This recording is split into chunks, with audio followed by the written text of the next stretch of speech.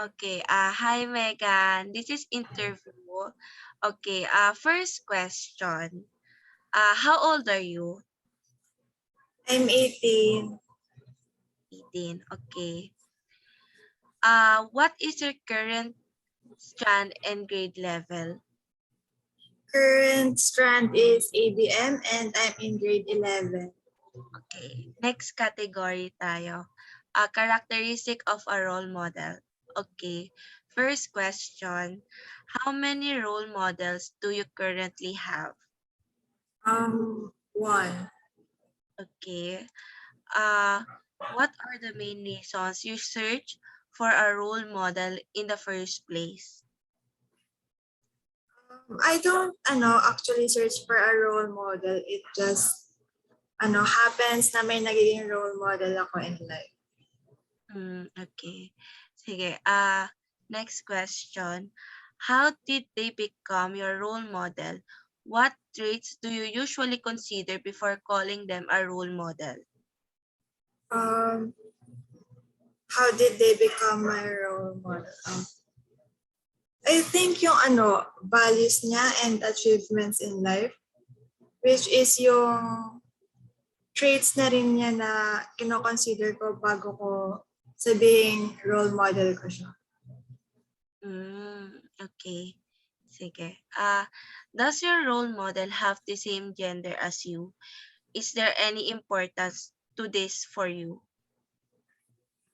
Yes, my role model is the same gender as I am. And in terms of gender, it does not really matter. Yeah. Okay. Is the role model you have a public figure or an acquaintance of yours? Is there any significance to it? My role model is actually my mother. Okay. Sige. What behaviors do you usually look for a role model to have? Behaviors. I think yung capability niya to manage yung mga problema sa life. Yung nagre-remain pa rin siyang strong despite yun. Okay. Next question. Do you usually look for a certain skill set for your role model? If so, what skill do you usually look for? Siguro yung ability na magaling sa competitions. Ayun. Okay. Sige. Do you prefer to have a role model who is older or younger than you? Why? Older kasi mas marami akong matututunan sa kanya. Okay. Do you prefer to have a role model who has the same nationality as you? Why? Sa nationality, I think hindi ko siya parang binibigyang importance. Parang whether it is a same nationality as I am or ibang nationality niya, okay lang. Okay. Sige, next category tayo. Influence of role models in academic performance. Okay. Do you often procrastinate on your workload or school requirements? What reasons contribute to this behavior? Yes. I think because yung inability ko to manage my time properly.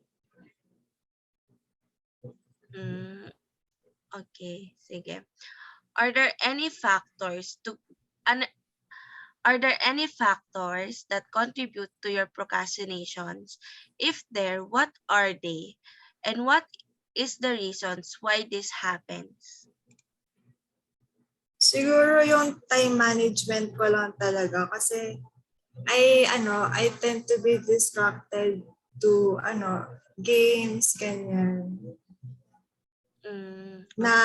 Nawawalan ako ng time for the things that I have to do talaga. Okay. Sige. Um, do you like to have a role model who is the same situation as you academically? Why? Yes, because it inspires or influences me to do well at my studies. Okay. Sige. Does having a role model influence you in preventing procrastination? Why and how so?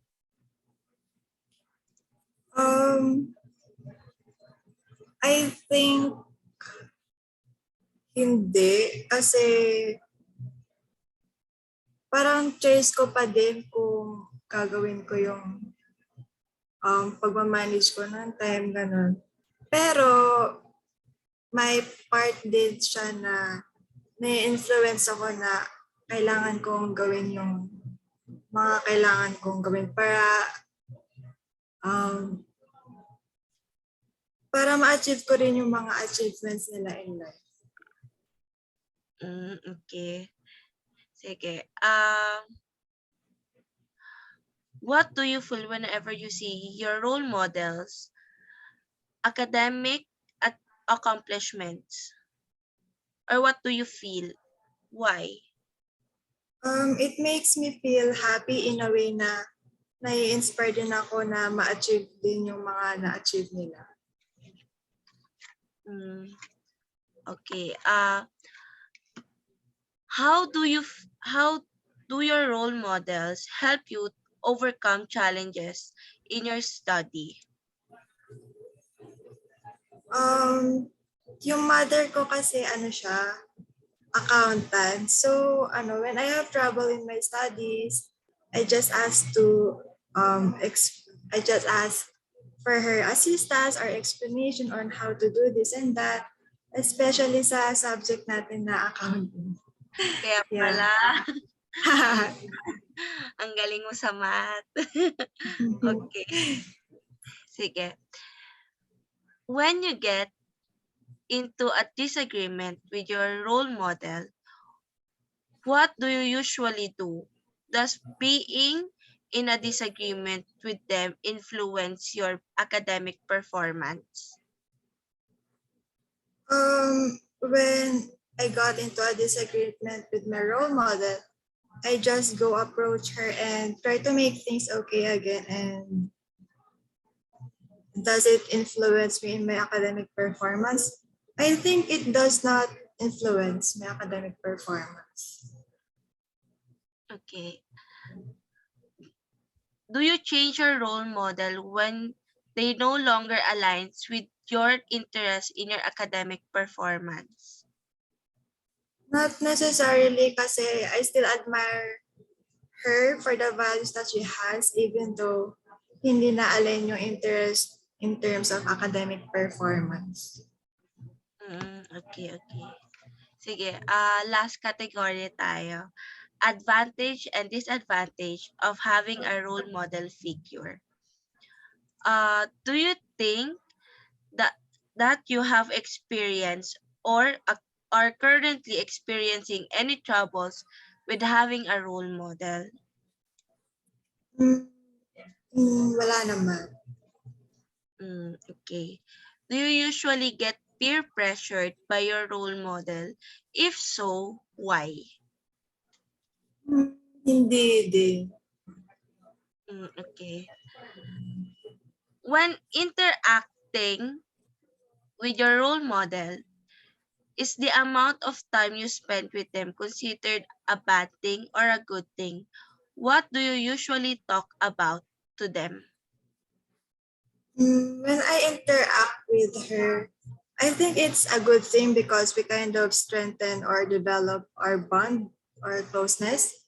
And the things that I usually talk to her are my academic struggles or my everything. Parang basically everything that happens in my life. Okay.